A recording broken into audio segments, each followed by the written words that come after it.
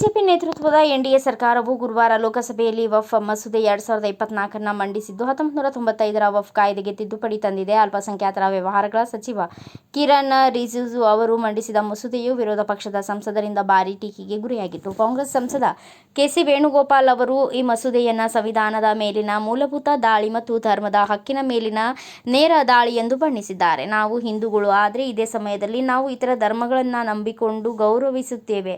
ಈ ಮಸೂದೆಯು ಮಹಾರಾಷ್ಟ್ರ, ಹರಿಯಾಣ ಚುನಾವಣೆಗಳಿಗೆ ವಿಶೇಷವಾಗಿದೆ. ಕಳೆದ ಬಾರಿ ಭಾರತದ ಜನತೆ ನಿಮಗೆ ಪಾಠ ಕಲಿಸಿದ್ದು ನಿಮಗೆ ಅರ್ಥವಾಗುತ್ತಿಲ್ಲ.